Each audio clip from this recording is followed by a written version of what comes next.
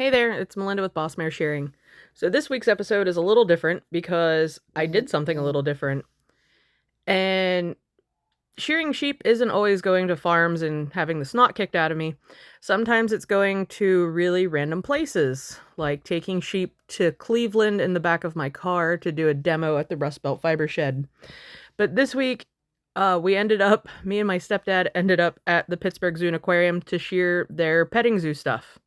So here's some clippies from there. What are you guys doing?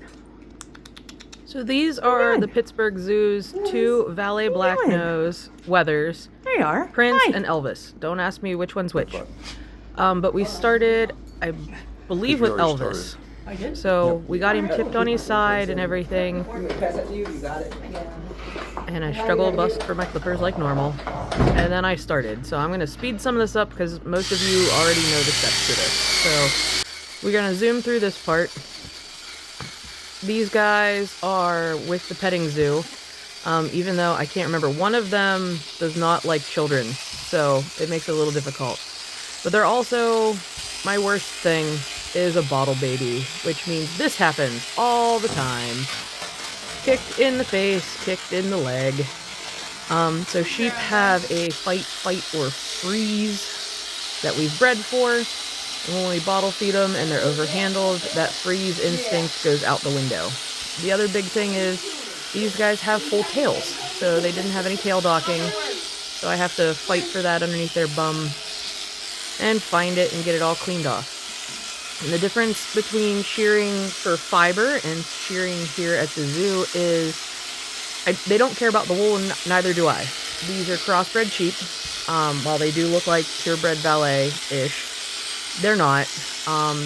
They're part of a breed-up program from a breeder. So the zoo uses the wool from both the sheep and the alpaca as enrichment for the other animals. So, and also because they're in a public setting, I have to take bigger care to not wrinkle or cut and make the sheep look very presentable because, again, they're in the public. So I'm not really that worried about the fiber. I'm worried about getting the animal as clean as possible, as smooth as possible, and to heck with all of this long wool. So we'll speed it all up again. We're going to go through his hip and then come up through his center, and he struggled a little bit. And then we started working on his face. Down for the long blows. Those stripies that you're seeing on him are lanolin. Took a second to give Prince a little smoochy smooch there. He's very concerned for his brother. And again, there's a lot of second cuts and everything in this, and that's because I'm trying to make him as clean as possible for the petting zoo. Now, my other problem with these guys is these big old horns, which are in the way. So I have to try and find the ears, keep hold of the eyes, to clear all that out. Because again, public, I don't want them to have any cuts, nicks, scratches, bruises, anything of that nature, which normally doesn't happen, but when they fuss like this, sometimes it can. So we have to slow it down and pull wool out of the way and make sure his ear's not in the way. And then we're gonna go down the other side, clean him all up, make sure he doesn't have any boots or fringes.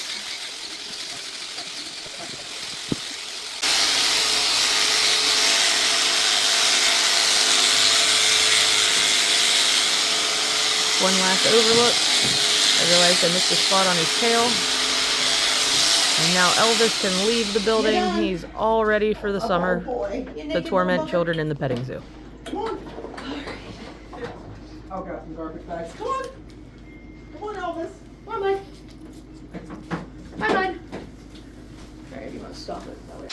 So now we're on to the second valet, which is Prince, and he was a lot better built, well behaved than his brother.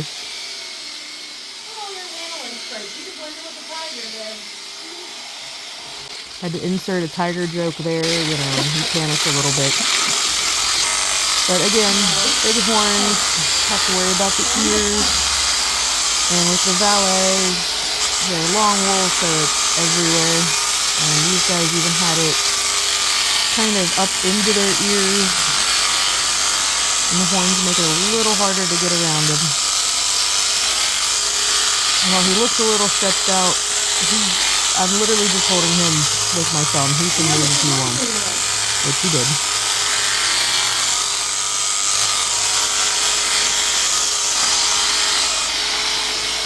And then we quickly finish him out.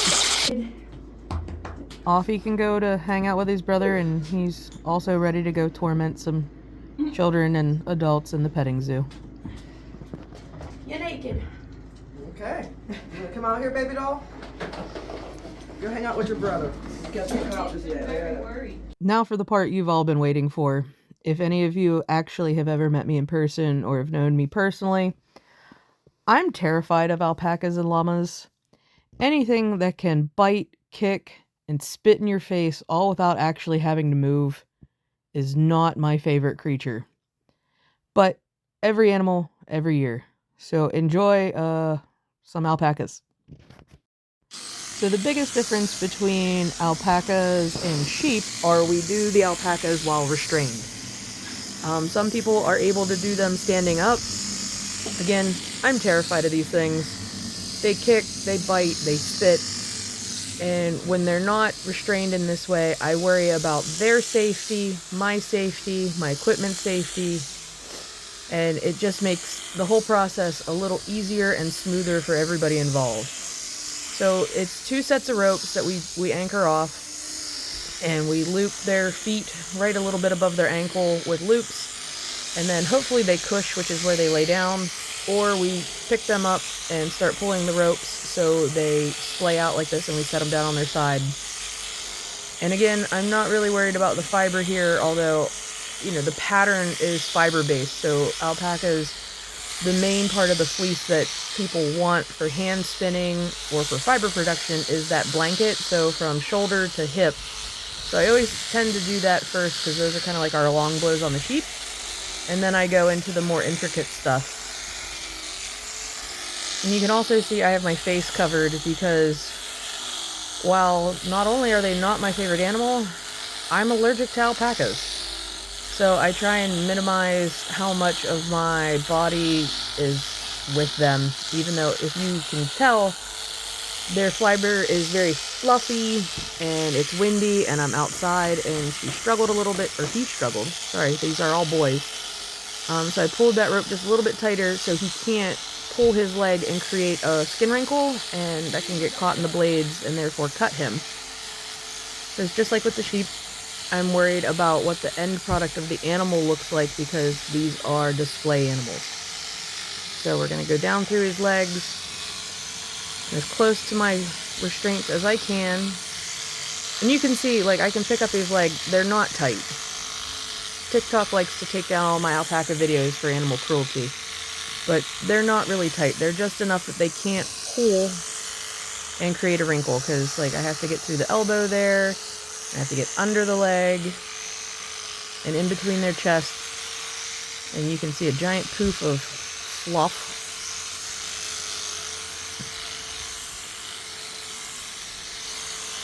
Getting those little armpit tufts taken out.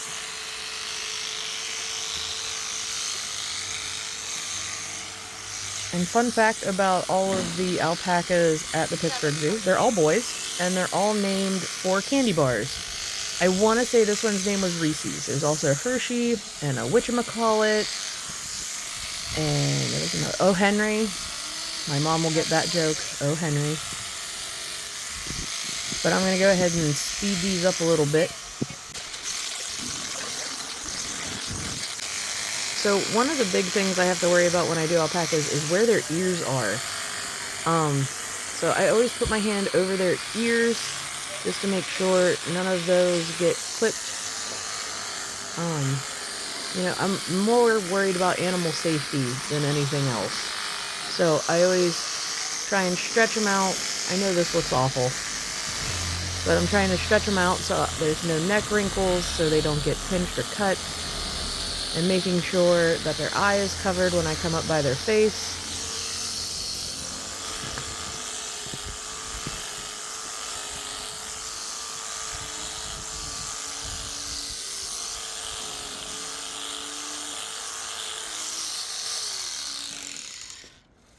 Yep, flip you over.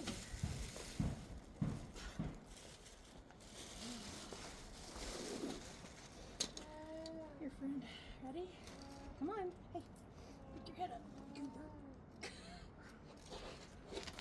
There you go. Nope, that was comfortable. Huh? Nope, that was comfortable. Yeah. Well, now I feel bad. I'm not gonna take it. What? So there's a joke. I am actually nice to the alpacas, even though they scare me. The zoo was nice enough to provide me with a yoga mat to kneel on because I was kneeling on concrete, and he put his head on there when we rolled him over, so I didn't want to take it off of him, so he can just have the pillow. That's fine. So I'm going to speed this up again because it's a little repetitive, but same thing. We start with the blanket and go from there.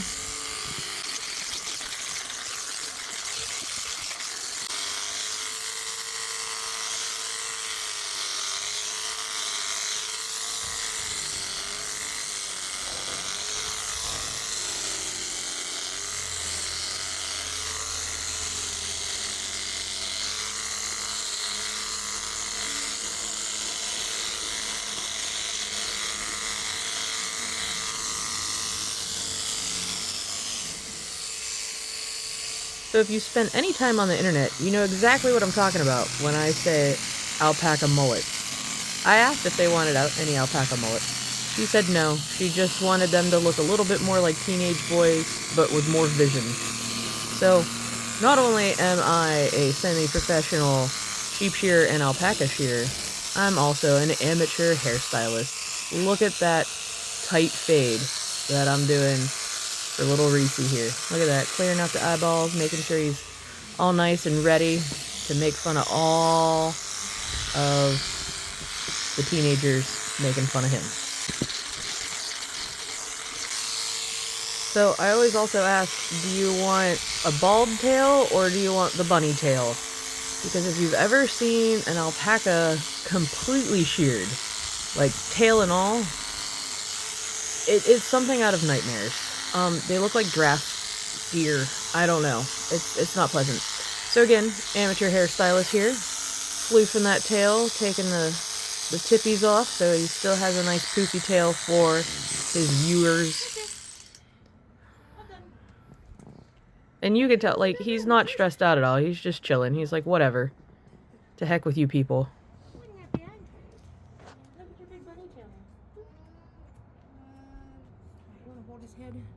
And this is the video you've all been waiting for. The zoo literally just said, here you go. Here's the alpaca. You catch him. This is whatchamacallit, who really was not impressed with me. So enjoy me trying to catch an alpaca. I know.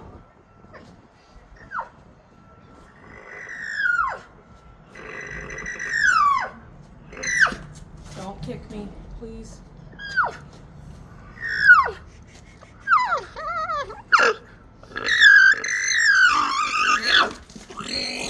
I just gotta spit, just so you know.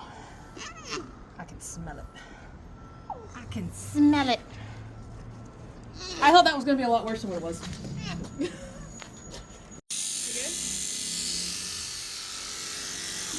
And for our last clip, since I really don't show a lot of alpaca stuff that I do, this is unedited, unsped up. This is little Hershey, who was the darkest one at the zoo.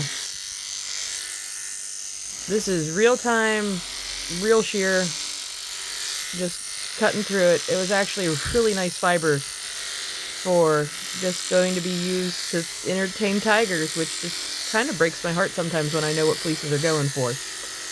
But nice, smooth. It was actually a really nice fleece. I'm going to say it again.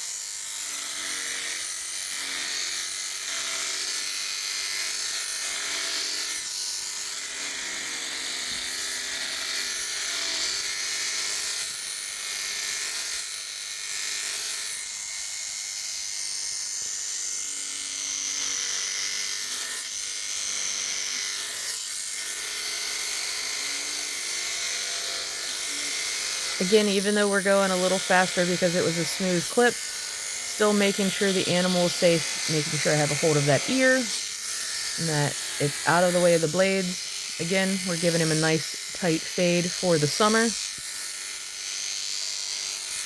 but always being mindful of where I am, where the alpacas are, where all of their body parts are, so nobody gets hurt, including myself.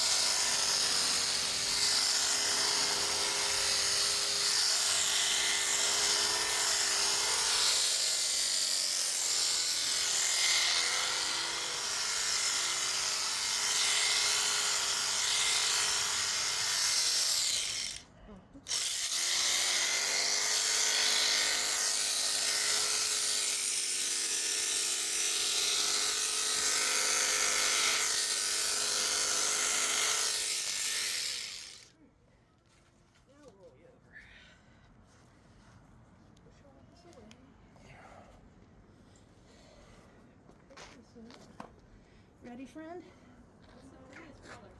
Yeah.